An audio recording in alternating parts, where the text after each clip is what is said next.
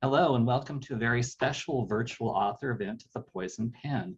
I'm John Charles and we are delighted to have with us today four of our favorite cozy authors for a cozy coffee clatch or cozy tea if you prefer. Our authors today are Daryl Gerber, Vicki Delany, Emmiline Duncan, and Karen Rose Smith. And before we start our chat, I'd just like to say we do have copies of the author's new book available at the Poison Pen. We will be delighted to hold one for you at the store or send one out through the mail. Just give us a call or go online to the Poison Pen and we can connect you with their books and many others. And now without further ado, I'd like to welcome our cozy ladies of crime. Thank you. Thank you. Thank you very much. Good to be here. My first question for you is, many readers like to know who the author was before they became the author, or in other words, your backstory. So why don't we start with Karen and tell us a little bit about Karen before you became a writer. I was an English teacher. I had back surgery and I was flat on my back for 4 years. And that's when I began writing. I needed a creative and emotional outlook to get away from all that. I was heavily into exercise before the surgery. And since then, I've had a lot of back pain, physical problems, and writing always took me away. So I just kept writing. How about you, Daryl? Okay, I started as an actress in Los Angeles, and I did a lot of commercials, and I danced and sang on stage. And when I was acting, I realized that in order to become a star, you needed to write your own material. And so I started writing screenplays. They won some awards, but they didn't make me a star. And when we moved across country for my husband's business, that's when I said, gee, you know what, I love my writing. And I'd put my pen away when I was in 7th grade because of a teacher. Sorry, Karen, but and that's so it took screenwriting for me to find out that I actually did love writing. And then I just turned to mystery because that's what I love to read. So I was an actress first. How about you, Emmiline? I've always only wanted to be a writer. I studied creative writing and political science as an undergrad. I worked in marketing communications, pretty much most of my career before, but I was always writing on the side. So. And Vicki, tell us about you. Okay, I was a computer programmer, and I started as a computer programmer way back in the day. We didn't even have computers on our desk. We worked in COBOL. We did it all on paper. You sent your paper off overnight, and it got, came back. The punch cards came back that got fed into the big mainframe and all that.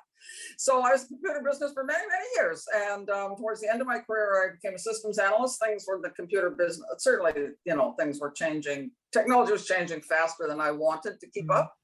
So I became a systems analyst at a major bank. And my goal was to retire when I was 55.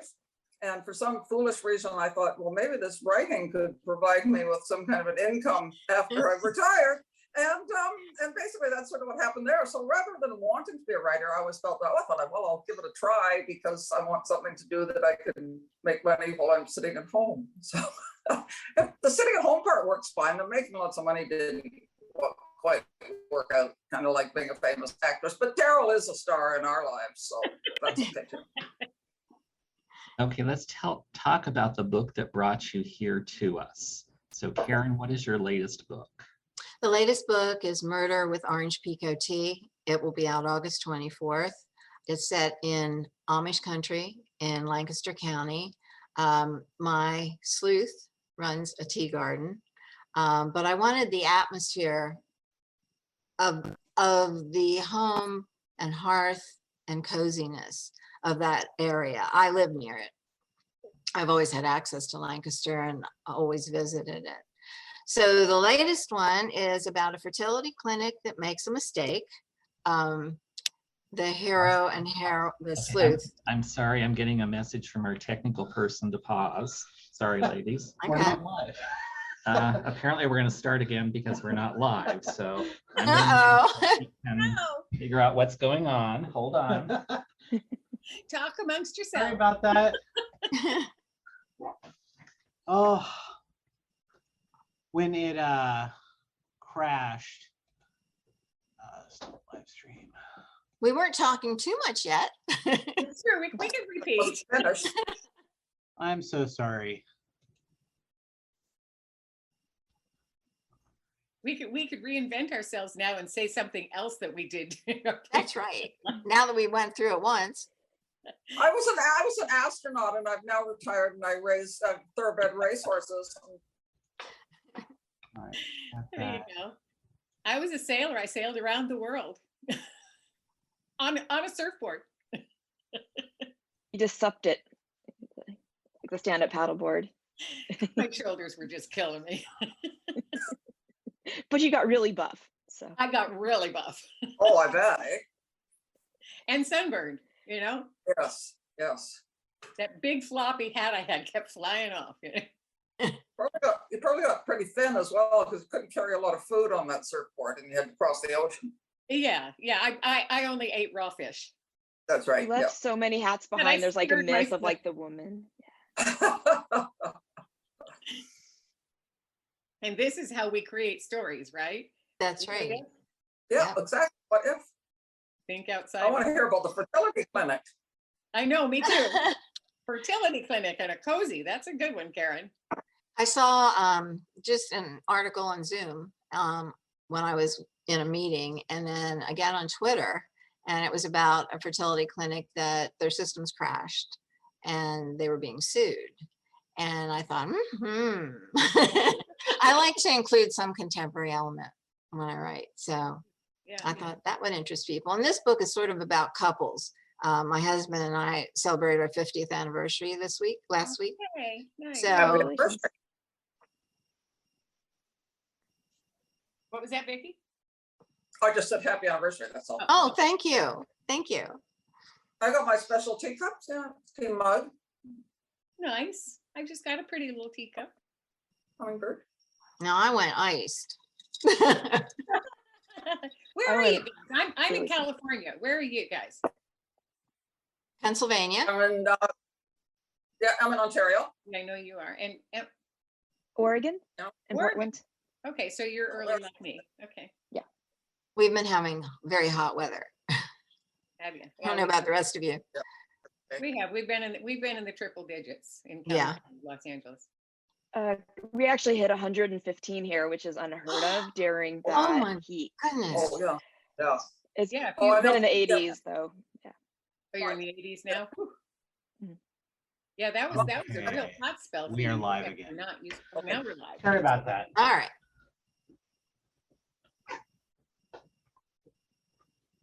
Okay, we're back and live, and we apologize for that technical glitch. Let's start at the beginning. For those of you that may have heard this, just tune out for a minute or so.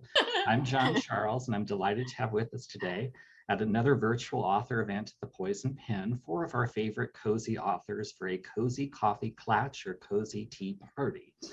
Before we begin, I do want to say that we do have copies of all 4 of the author's latest books available or soon to be available for you to either pick up at the Poison Pen, or we would be happy to put one in the mail to you. Either go online or give us a call and we can connect you with these authors and their books. And now I'd like to welcome Karen Rose Smith, Daryl Wood Gerber, Emmiline Duncan, and Vicki Delany. Welcome, ladies. Hello, welcome. Thank you. Good to see you. It's lovely to see you all. Let's go ahead and start. A lot of readers are fascinated by how an author gets to where they are now. What is your backstory? Before you were a writer, who were you? And we'll start with Karen. I was an English teacher and a mom. I had back difficulties and I had surgery, so I was flat on my back for 4 years afterwards on a hospital bed in our family room. So I started writing, and I turned to romance first. I wrote romance for 20 years, 3 or 4 a year. And then I needed to change. Maybe it was the age, I don't know. So I started writing cozy mysteries. Daryl, how about you? I'm still just fascinated that she wrote when she was flat on her back. Oh, Okay. How'd you do that? Up on the ceiling? I mean, that's No, longhand. I wrote everything longhand then. Now you Wow. gotta remember, it was a long time ago when I started writing. wow. Wow. No, I wrote longhand. I've never written on the computer. Now I use a tape recorder. Okay. Oh, cool. Wow. Wow, like Romancing the Stone. Okay. I started as an actress and years and years and years ago, and I did stage and I sang and danced and I did commercials and a couple of TV shows, and I was a gymnast in a very popular movie called Concord 77. It was a disaster movie, and I've made a lot of money from that just by saying nothing and being a gymnast. It was funny. But I learned to write when I was an actress. I wrote screenplays, and from that, it helped me learn how to develop murder mysteries and thrillers that I write because of the story structure. So that's how I started. Emmiline, and am I pronouncing your name correctly? Emmeline, but I don't take offense. It's also a pen name, so there's a little bit less personal than, you know, a fight to the death if it was the name I was used to. My origin story is actually pretty simple. I've always wanted to be a writer, and I studied creative writing and political science as an undergrad, worked in marketing communications, and I've read a lot. I actually grew up behind a used bookstore. And so I, you know, hit up that store like almost daily as a child. So pretty simple origin story. How about you, Vicki?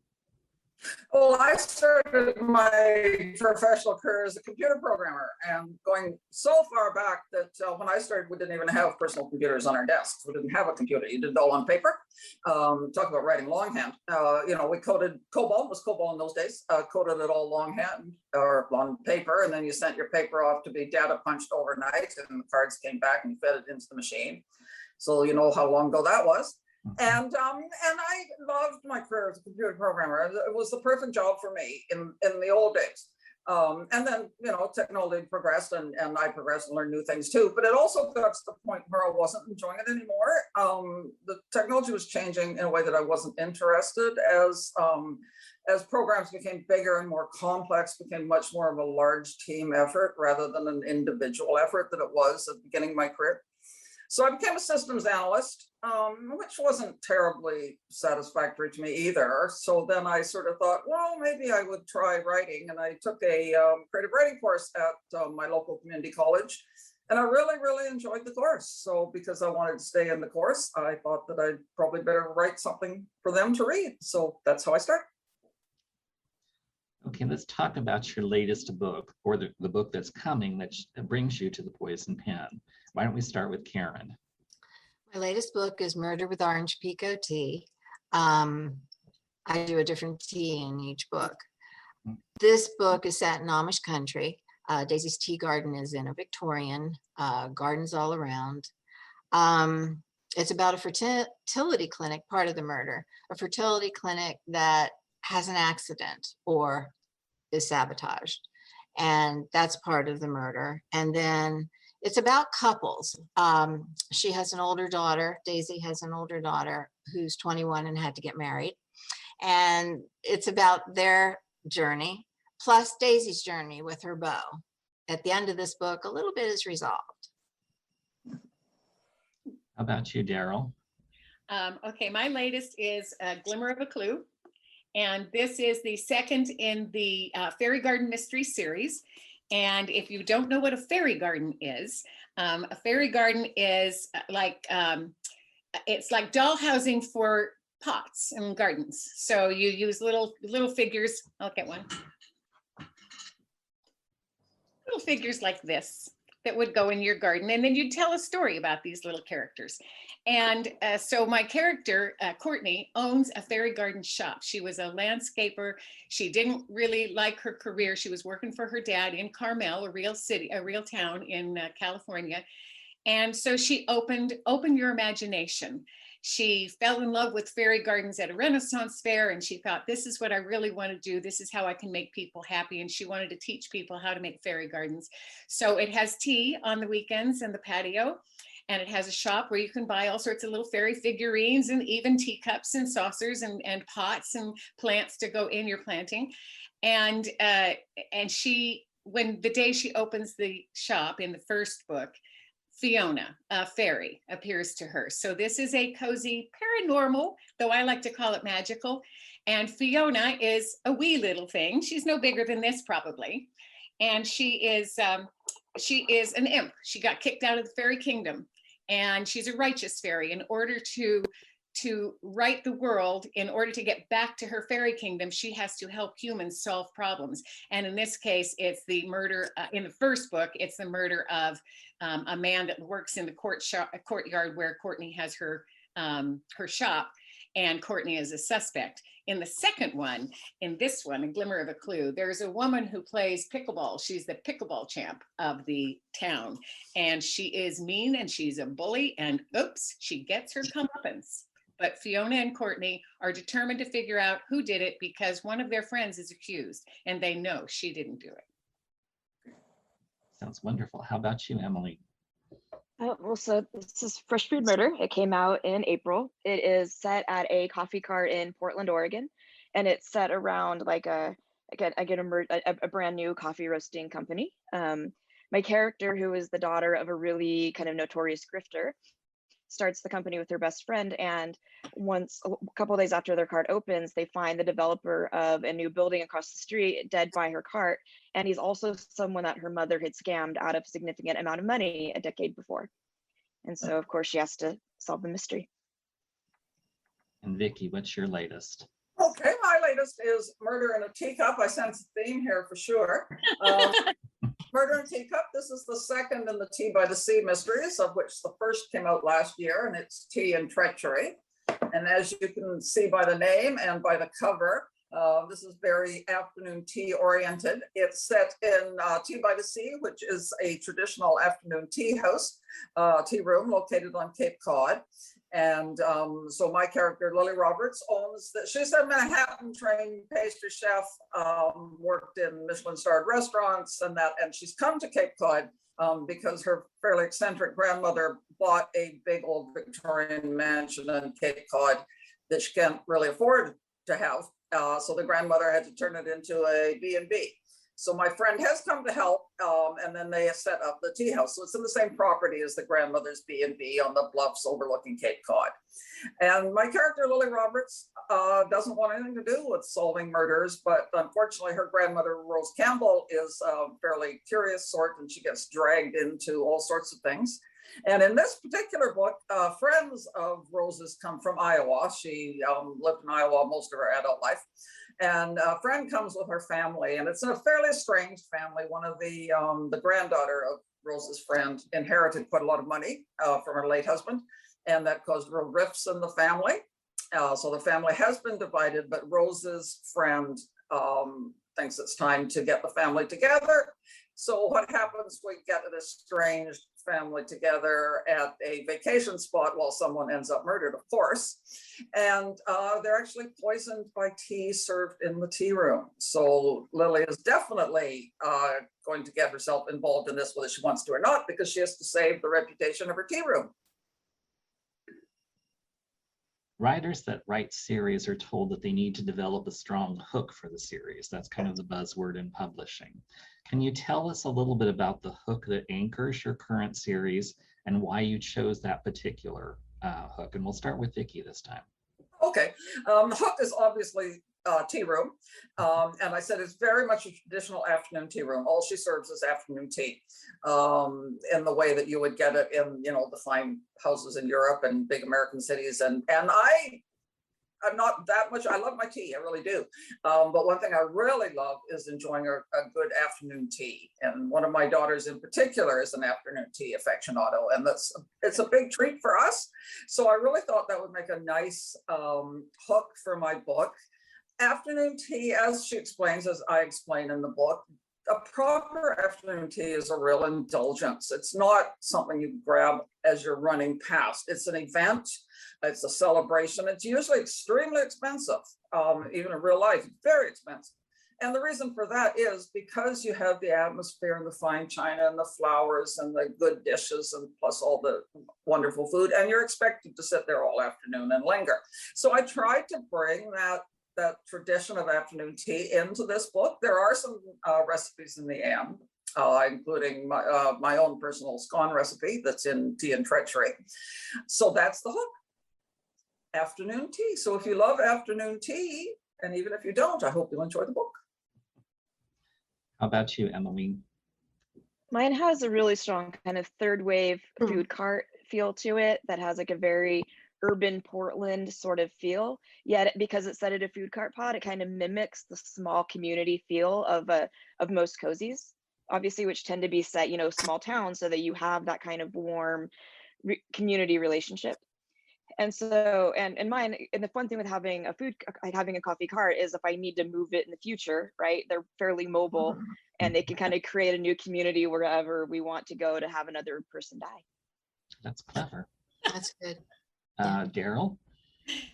Well, tea is not the hook. The fairy and the sleuthing are the hook in my book, the fairy gardening, and that's a craft that not everybody knows, but it's becoming more popular. There are lots of Facebook pages now. You can start looking, Pinterest, you can start looking at fairy gardens, make your own.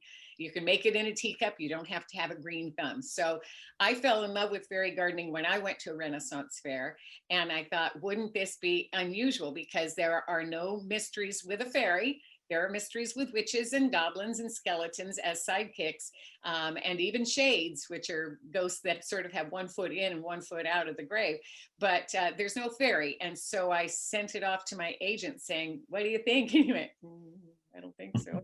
But it's found a really good audience. So I'm really pleased that he was wrong. It's lighthearted, and yes, there's always a murder in it, but it is about the fairy gardening. Like I said, we do serve teas on the weekend because I'm known as a culinary mystery author, because my other books had cheese and then cookbooks. I have recipes in this because I do think that my readers want to have some recipes. So they're mostly tea type recipes. I have a scone, I have a raspberry scone. I have a savory scone. I have some cookies. I have this cute little chocolate cookie that's just yummy. That's in one. So so I do have recipes in them, but the hook is definitely the fairy gardening and the fairy. How about you, Karen? My hook is the tea garden, and it's not just afternoon tea. She has that a few times a week, but it's tea and go, and lots of pastries and scones and muffins and that type of thing. I do original recipes in every book. And my husband has to make them after I develop the recipe, so I know everybody can make them. It works out. Family relationships are a big part of the hook of my book, and I have ongoing family relationships in every book. I also have Pennsylvania Dutch food, which is a little different. In my last series, I did Italian food. So in this series, I'm doing Pennsylvania Dutch, which is in the area I live in now. Your books are all classified as cozies, for better or for worse, by your publishers. How would you define a cozy mystery? And we'll go ahead and start with you, Karen. I had never read a cozy before I started writing cozies. So it was an interesting journey. My first series is a little different from this series, but I would define a cozy as warm, home and hearth, good values, people with integrity, and then you have a villain. And I always try to make my villains not all bad, part good and part bad. And I don't have sex in my cozies. So they're clean. And like I said, family relationships mainly. Daryl, how about you? Yeah, that falls right into where I see it too. Cozies are, so Agatha Christie was considered, you know, the first of the cozies. And interestingly enough, she had a detective, but what they were small towns. Primarily, it was Miss Marple that fell into the cozy genre. She was a knitter, and she sat there and listened to all the people in town coming up with all the clues. And so cozies are, like Emmiline said, you know, they're small communities, and you do like to get, you know, the feeling of family, friends, extended family, etc. Very little bad language usually in a cozy, very little sex on the page in a cozy, but there is a murder, but it's very rarely a bloody, gory, horrible, awful, bury me under the ground murder. It is a gentle murder. They got clobbered. Don't talk about it. Just talk about the fact that they died and who did it. So it's a way of just feeling comfortable, and it always wraps up with a happy ending. Emmiline, and before you begin, I want to applaud you because I think you're kind of making cozies a little bit hip with your new series. There's this perception that they're all elderly, on the elderly side, that they're in small towns, that you've kind of brought a little bit of a modern vibe. Yeah, I did that very purposely of trying to add a little bit of an urban feel to it while keeping a lot of what I see as sort of the tenets of Cozies intact, of like the small community, the minimal violence, the minimal like kind of graphic nature. Although, I mean, and there's like subtle references in mine, but it doesn't dwell in darkness, which is where I sort of think the cozy camera lens, if it might acknowledge stuff that's not good, but it doesn't, dwell, you don't want to feel depressed when you're done reading it. And one thing that I also think that Cozies do that's really important is it tends to show mostly female characters, or that like the protagonists, kind of following their passion in life. They want to create like a shop doing fairy gardens, so they do, right? And they create a community, and then the death happens and it throws the community sort of out of sync. And they, using their sort of understanding of human nature and what they observe of people, kind of put the community back in order and bring justice back to their world. And I think there's this, it's funny because, romances, people get the happy ever after, and there's each different, Tom Clancy, I think is a kind of stereotypical male wish fulfillment. And Cozies have that like live your best life and bring your community into balance aspect that I think is very important and very emotionally satisfying. Vicki? Okay, certainly agree with all of that. One of the things Cozies is often defined as having no sex or overt violence. And I think it goes a lot further than that. You can have a really, really dark psychological thriller that has no sex and violence in it. But it's psychologically extremely disturbing. And one of the things I feel in a cozy that almost defines a cozy for me is the absence of things. That there's no tragedy in these characters' lives. Sometimes they might be widowed, so yes, and then they start a new life. But generally speaking, Daryl's going to say something, but generally speaking, the murder itself doesn't bring a lot of grief or a lot of tragedy to the characters' lives. The murdered person tends to be someone that nobody liked or a stranger into town. Going in, there's not going to be any kidnapped children. There's going to be no sex abuse. There's going to be, no international terrorists attacking our town and planting bombs. So that it's within the confines of that the cause of the murder is in the confines of the small community, and the solution to the murder is in the confines of the small community, therefore solvable by our protagonist. And I'll add that I get a lot of letters, and particularly I've gotten a lot of letters, and I'm sure the others have as well, over the past year, telling me how much they enjoyed reading my books in these difficult times, that they're tired of watching the news and saying what's happening and just doom scrolling Twitter all day long, and to read a book that is going to be, things are going to be put okay at the end. Anyway, they told me they like that a lot, so that's why I write Cozies anyway. Daryl had an argument. Did you have a disagreement? It wasn't the argument, but they do face tragedy. I mean, my character in my cookbook has lost her husband, and in the fairy garden, she lost her mother to cancer when she was 10. So there is backstory that might be tragedy, and you brought up a good point, and that is that we rarely kill off good characters in our books. Right. I mean, we don't kill off the protagonist's best friend. The protagonist's best friend might be a suspect, but she'll never be killed off, because that would hurt. You get readers writing in saying, "How dare you kill that character?" So, we're gentle with our family groups too. Vicki, I seem to remember that you did a survey with some of your readers about what they loved and hated in Cozy Mysteries. And what was surprising was the things that some people said they hated the most were the things that other readers loved.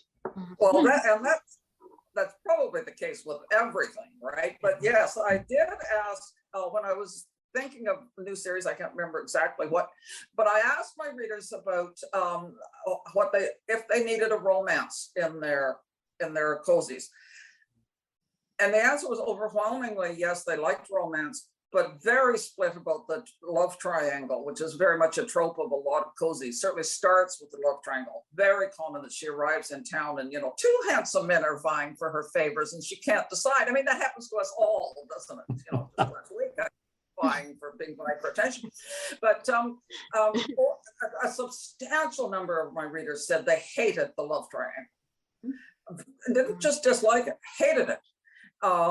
Particularly if it went on too long. Some of them said they could accept it for maybe the first book, maybe the second, but by then she's got to make up her mind. Otherwise, she looks like a dithering idiot, right? And then others said, "Oh no, I love the love triangle." You know, I think some, like I just sort of alluded to there, some women all, you know, sort of have a fantasy of being vied for by, you know, two incredibly handsome young men. But anyway, so they fell down pretty strongly. I'd say that the majority of them. Actually, what I'd say is it's probably evenly split, but the ones that don't like the love triangle intensely don't like it. That was my opinion. Many people love mysteries because of the structure. There's a beginning, there's a crime, it's solved.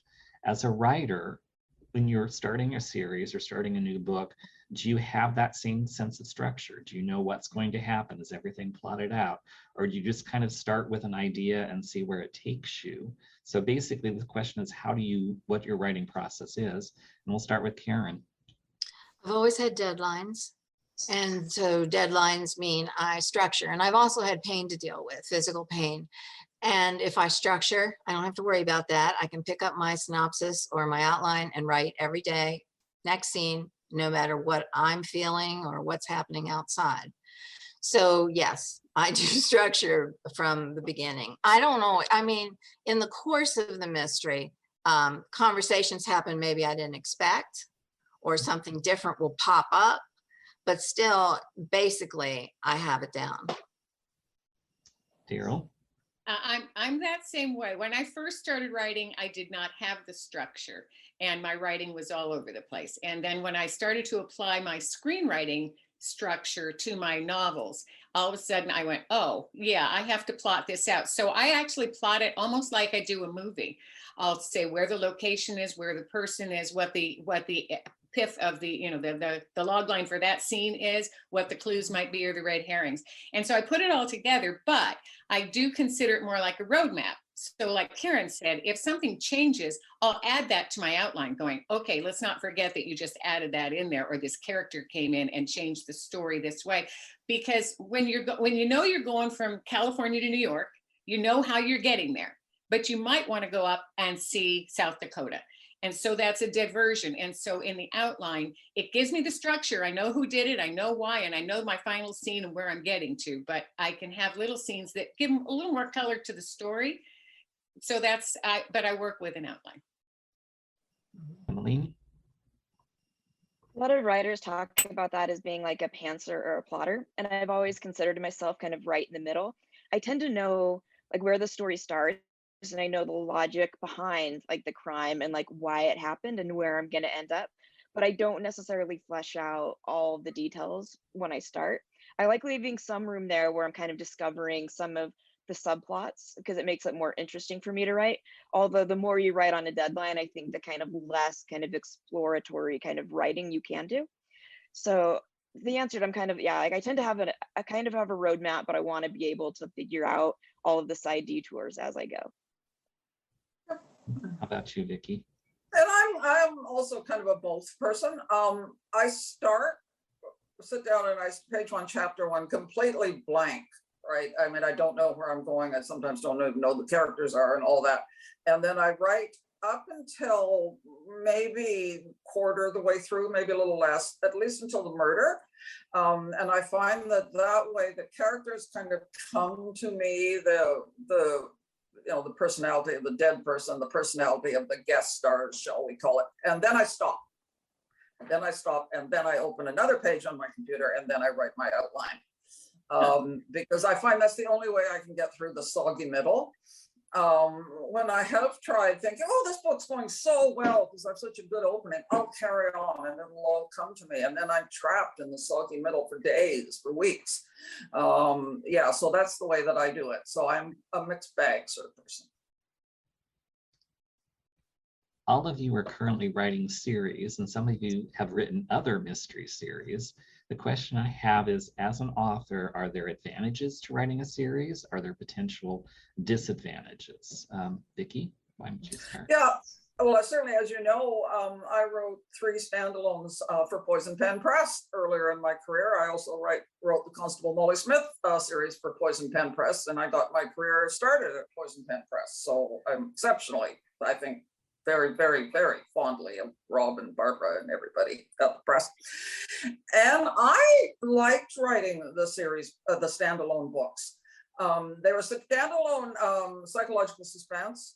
I think you can really explore the character a lot more in a standalone, because in one book in a standalone, because whatever's happening is the ultimate crisis in their life, right? This is usually the turning point of their life. It's the point at which they have to resolve, everything that led up to that, either in terms of, solving an age-old crime or dealing with trauma in their past life and in their family and all that.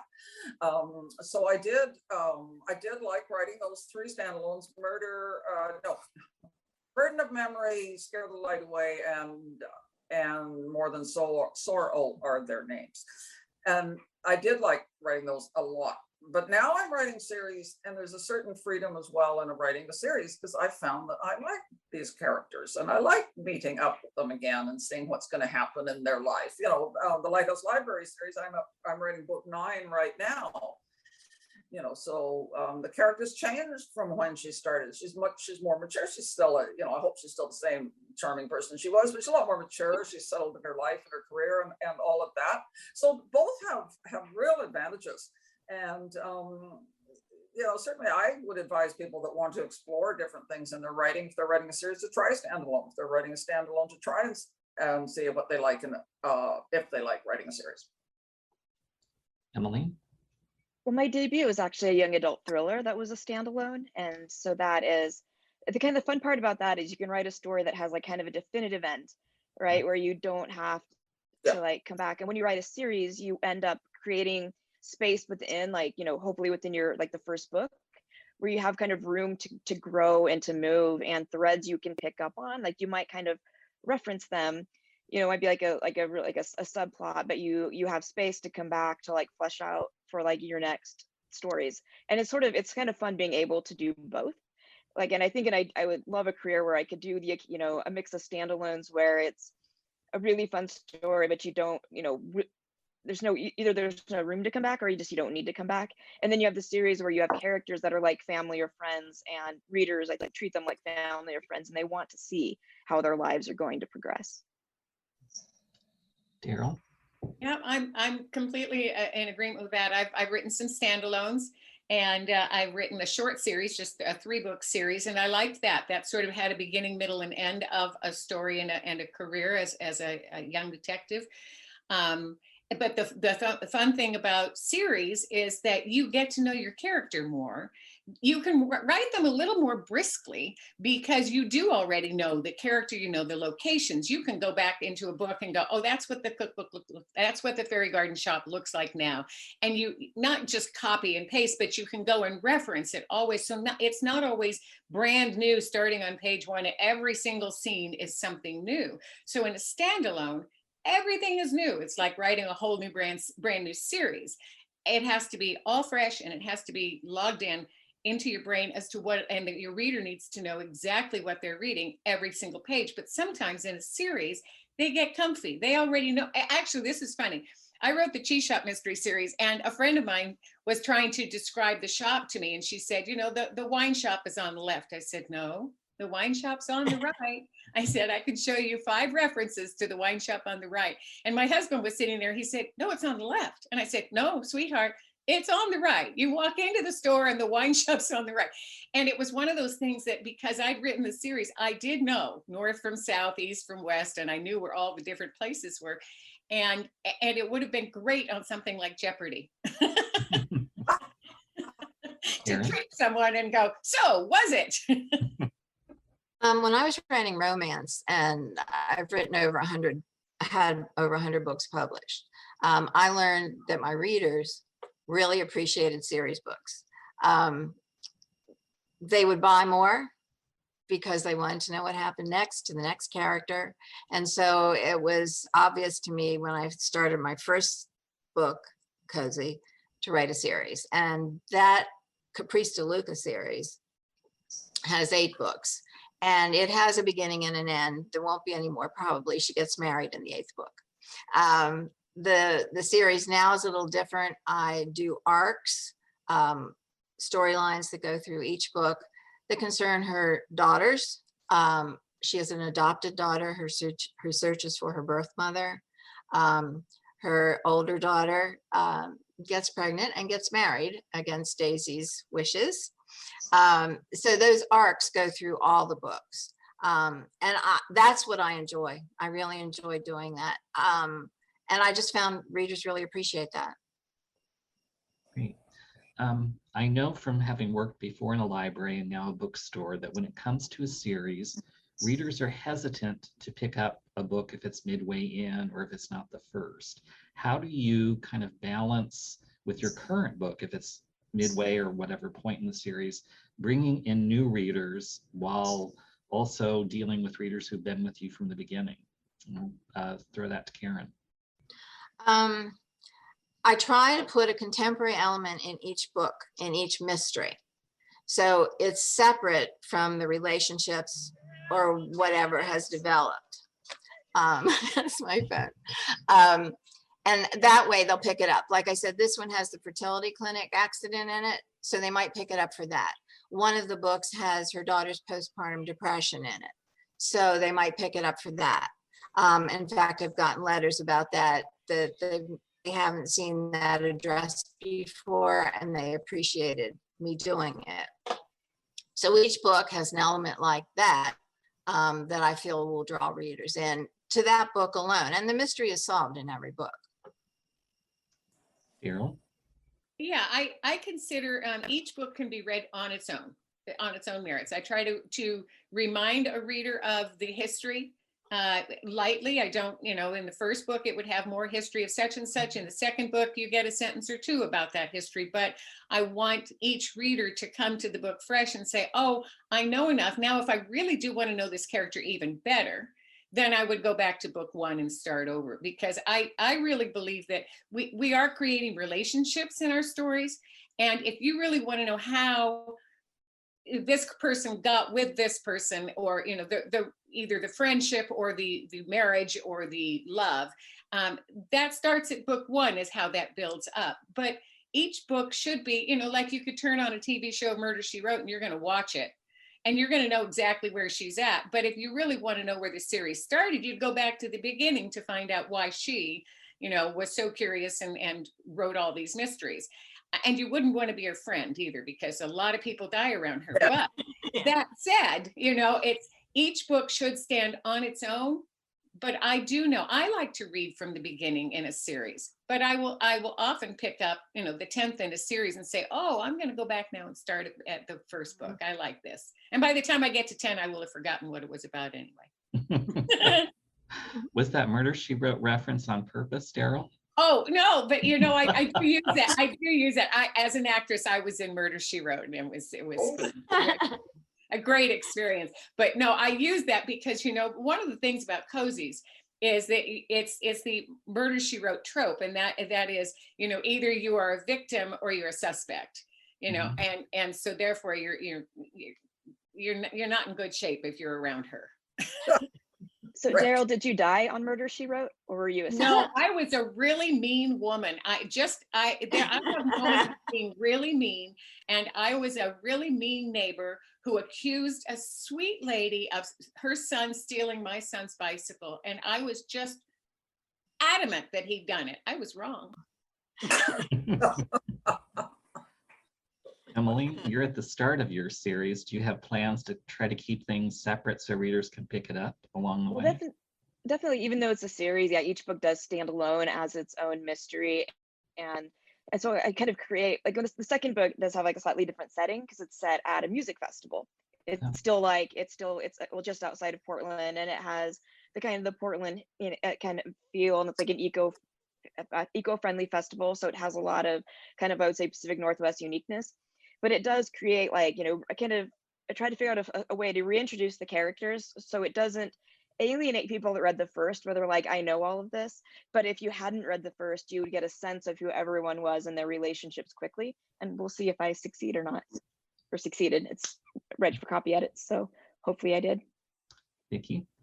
Yeah, it is a difficult balance sometimes because, like I said, I'm writing the 9th book in the Lighthouse Library series now. And yeah, I mean, how much background do I give to the character? By 9 books, not many, not much, but I still don't want the new reader to be unsure of where she comes from or why her family lives in Boston and she lives someplace else, or what her relationship is with various people and all that. So you have to kind of, you don't want to bore the longtime reader either. So you have to put in, it is a little bit of a difficult balance. But certainly for people that like to start a series at the beginning, feel free. I mean, I'm perfectly happy if they buy the first book of the series. If I'm promoting the 9th book, and I'll often slip in the name of the first book, or if I'm doing a poster of some sort, I'll have a cover image of the first book, and that sort of thing. So I'm happy if they want to start at book 1, and hopefully they'll make their way to book 9 or 10 eventually. There are lots of fans of cozy mysteries. There are some people that have never read them. For someone who's just starting out with a cozy, what is your quintessential example of the genre? Or if that doesn't work, what is the book that got you hooked on reading cozies? We'll start with you, Vicki. Oh, my first one. Difficult question. I would suggest that other than the ladies here present and myself, I think my favorite cozy writer right now is, it's a tough contest, is Jen Mckinley, who's well known at the Poison Pen. Her and Kate Carlisle. Jen, they're both have a lovely, lovely light touch. Jen in particular, her books are pretty funny. And that's another thing that to me, a cozy should be funny. It doesn't have to be laugh out loud, but you've got quirky characters doing quirky things. And there's a moment for a little bit of humor and that sort of thing. So that, brings a smile to your face. When people do write to me and say, oh, I smiled or oh, I laughed. And that's the thing I want to hear the most. So I definitely recommend Jen McKinley and Kate Carlisle. And I definitely recommend all the ladies here present. Emmiline? I tend to find out, I would ask someone like what they're interested in. If they kind of like historical fiction, maybe I would suggest like Carola Dunn's Daisy Dalrymple series, because you get the sort of, the kind of after the flu epidemic and after World War I, kind of someone figuring out how to move in a world that's changed. And it has that kind of flapper detective, but it's still a very cozy mystery. And it's a really fun series. I like recommending Donna Andrews because they're really funny. Again, all the puns are really fun. You tell someone the penguin who knew too much and they tend to laugh, right? Just off the title. It was funny. I actually did a Q&A session on Discord with a bunch of people, and Fresh Food Murder was their first cozy. It was kind of a younger audience, and that was really fun to see them get excited about an area of mysteries they hadn't really known existed before. And that kind of the book that's a puzzle and that you want to sit down with and read. And that's what I usually would highlight to people is how much fun it is to read a cozy, and how it can, even if you read diversely, it's like almost like a palate cleanser in a really fun way. So, Daryl? It's interesting because I mentioned Agatha Christie. I mean, that's how I got started, was reading Agatha Christie and loving all those books.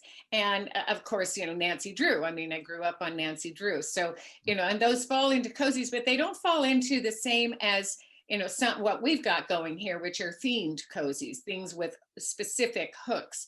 And so I'm with Emmiline on that. You might say, oh, if you like reading about food, why don't you try Krista Davis or Ginger Bolton or any of these ladies here? If you really like, reading about knitting, maybe you want to try Maggie. There are themes that someone might say, when someone said to me, I don't eat cheese. I said, you don't have to eat the book. So, but you didn't want to read it about a cheese shop. And I thought, okay, that's fine. But the people that like foodie cozies tend to like all foodie cozies. They like to read about tea, and they like to read about chocolate and donuts and whatever.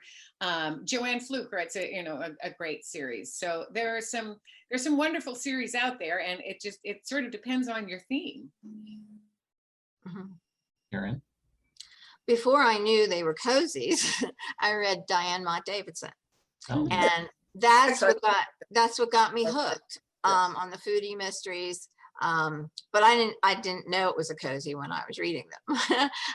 And like you said, there's so many good cozy authors now, and I will pick up an interim book, say it is book 3, just to find out what that author is like. And then if I like it, I go back and I look for more.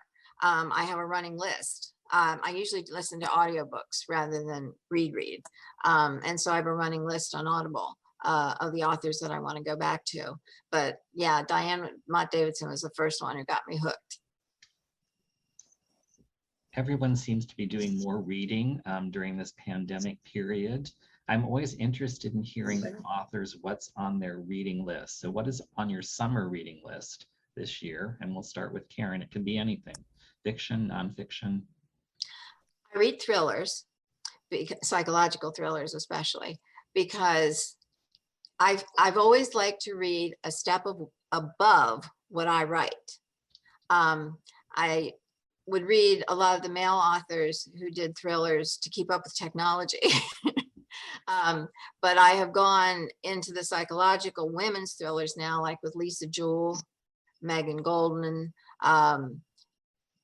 Mother May I, and the author just escaped me, is this wonderful mystery women's fiction book. And I just finished that one. Daryl? Actually, this summer I'm reading across genre. I just finished In 5 Years, which was a New York Times bestseller book, and it moved me. So it was a lovely book.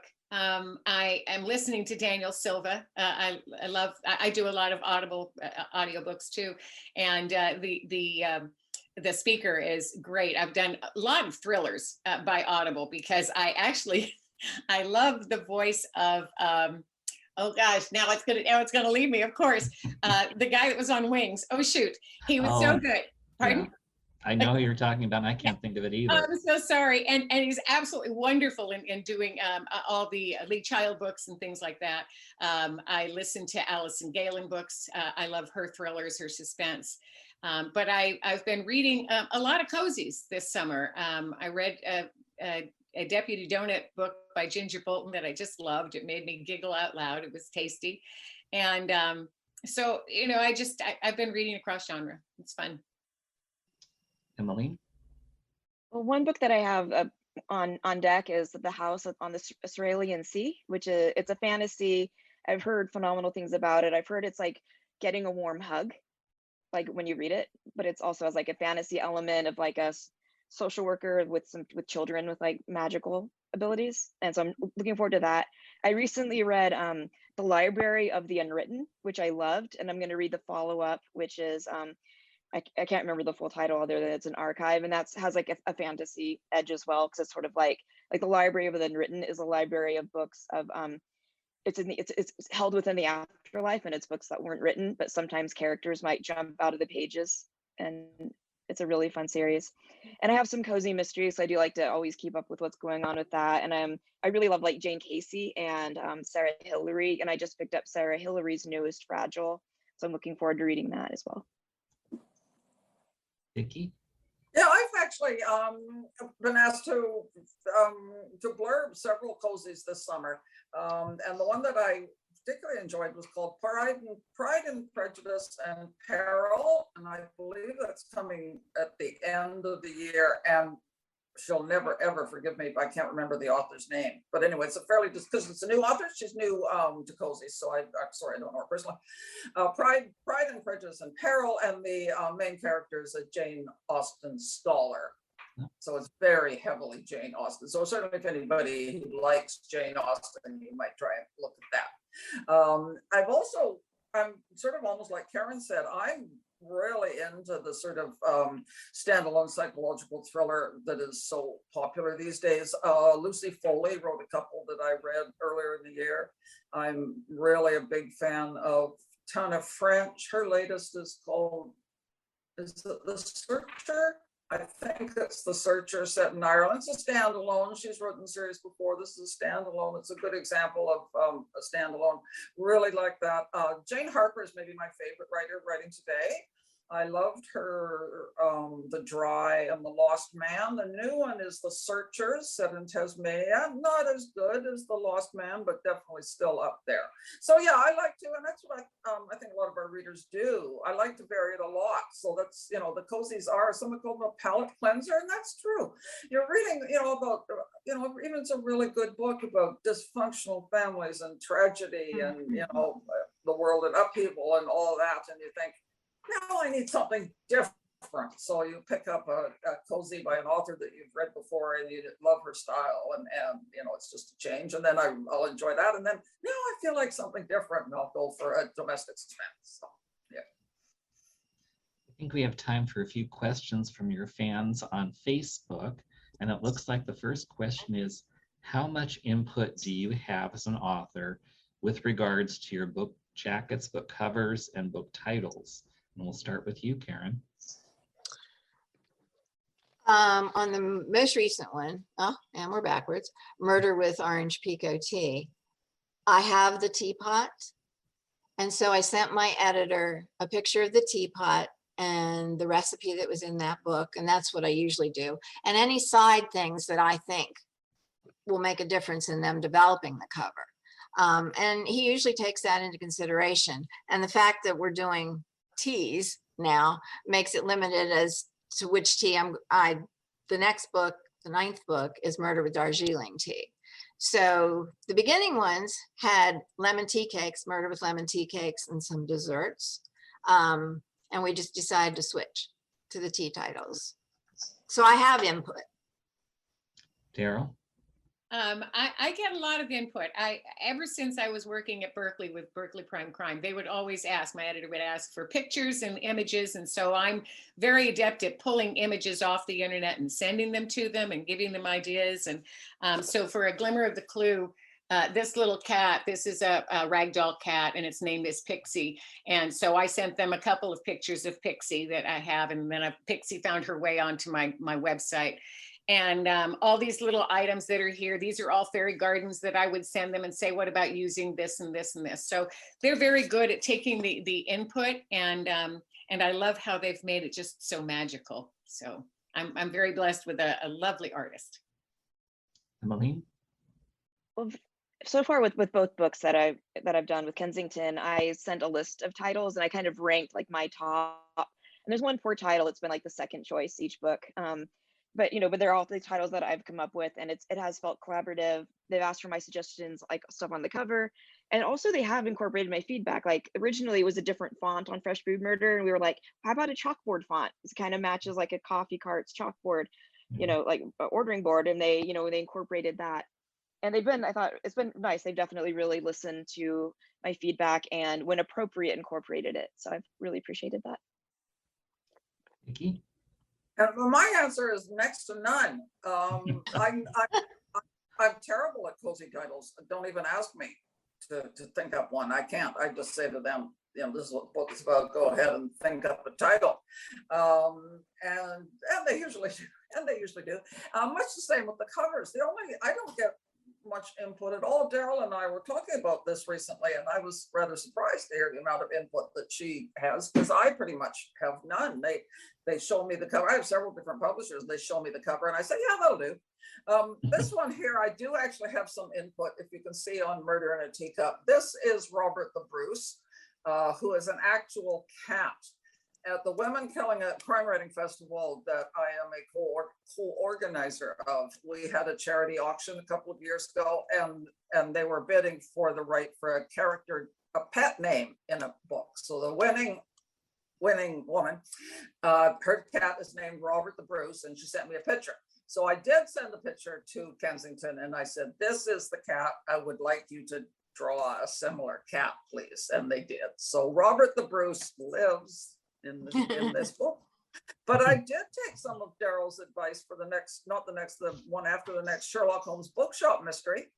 And because it's part of it set in a museum, a historical reenactment museum. So I went online to look for pictures of what I thought, we've all been to those places, right? The big open fireplace, and a woman stands there and stirs a pot hanging over the fire, and then the dining room full of full of stuff and heavy tables and all this kind of stuff. So I picked up some pictures off the internet and said to them that this is what, and then as I was doing that, Daryl, I had a really great idea.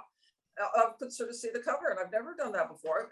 One of the scenes in the book, one of the characters sits by the fire and knits. She's the grandmother character at the historical reenactment. And I thought, wouldn't that be great? You got the open fireplace, you have the rocking chair, a cat sitting in the basket of wool. So I suggested that. So we'll see if they take my advice.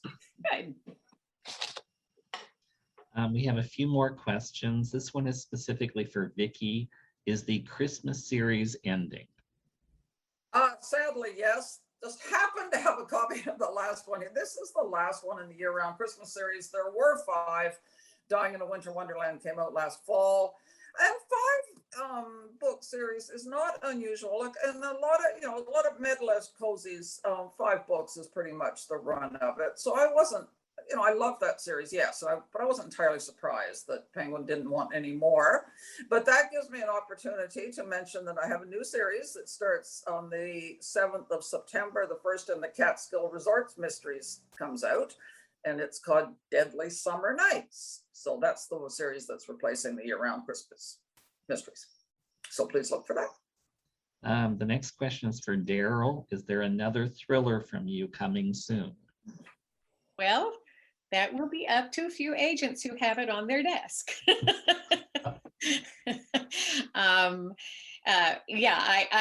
written another thriller, and I'm in the process of writing another thriller. So I have 2 standalones. I have a set of 3 that are suspense novels, and the one that went out to agents, new agents.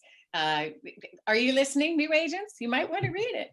And then I'm writing another one, and I am in the muddy middle, but I'm going to get through it because unlike Karen, sometimes when I get stuck, I will write the end scenes. I will go and just write something that I know is in the book, even if it's not the scene that I should be working on, because maybe it'll come to me. So I hope there is another suspense or thriller in my repertoire in the future, but we'll just have to see. It's very hard. I wrote an article in Suspense Magazine, just came out last week, about writing cozies and being taken seriously as a suspense author. And, I think you can transition, like Karen did, from romance to cozy and go back and forth that way. I know that Jen does that. I know Kate does that. But it's very hard to be taken seriously as a suspense author when you write cozy mysteries. And I wish that they would wrap their heads around the fact that we read this stuff. This is what we love to read, and we also like to write it. We're writers. We create. So it would be nice to be able to make that transition. We'll have to see. Yeah, you would think editors and agents would be more open when you just think about Agatha Christie. She wrote Miss Marple, but she also wrote And Then There Were None, which is an incredibly dark book. Yeah. For that. Yeah. So. It's Daryl, hard to market. It's just hard to market. Yeah. There's a comment for Emmiline, not a question, but they want you to know that they love that you're incorporating food trucks into your mysteries. So they're thrilled with that. Before we go ahead and conclude, I want to ask each of you to tell us a little bit about what's coming next. Vicki's done this, but you can remind us. And also how readers can connect with you. Do you have a web page? Are you on Instagram, your social media outlets? And why don't we start with Karen? What's next? How do readers find you? Next is Murder with Orange Pea Goatee. They can find me on my website, KarenRoseSmith.com, on another website, KarenRoseSmithMysteries.com, on Instagram at Karen Rose Smith, on Twitter at Karen Rose Smith, on Facebook at Karen Rose Smith Books. Search me, you will find me somewhere. Daryl, what's coming next from you, and how do readers find you? Okay, 2 things are coming next. There will be a new Cookbook Nook Mystery number 10 will come out next April, and we are in the midst of deciding between a list of 6 titles. So I don't know the title right now, but that will come out. The 9th just came out in April, Whining and Dying. And then the Glimmer just came out in July. So a year from now, next July or end of June, will be A Hint of Mischief. That's the 3rd in the Fairy Garden Mysteries. And then we'll have to see what else comes. Emily? And you can find me on darylwoodgerber.com, on Facebook, Daryl Wood Gerber, on Twitter, Instagram, Pinterest, all Daryl Wood Gerber. So look for the full name. Emily? The second book in my Ground Rules series, A Double Shot Death, will come out next April. And if you can find me online at emmelineDuncan.com. I'm on Instagram and Twitter and at Facebook. Facebook and Instagram as writer Emmiline Duncan, as Twitter as Duncan Emmiline. And yeah, search me out. Vicki, remind us again what's coming. Okay, my next book is the first in my new series for Penguin Random House. It's the Catskill Catskill Resort Mysteries, and it is actually set in 1953. So it's a real change for me to have to go back into the day, girdles and stockings and cigarette smokes and smoke in big cars and sexist men and all that sort of stuff.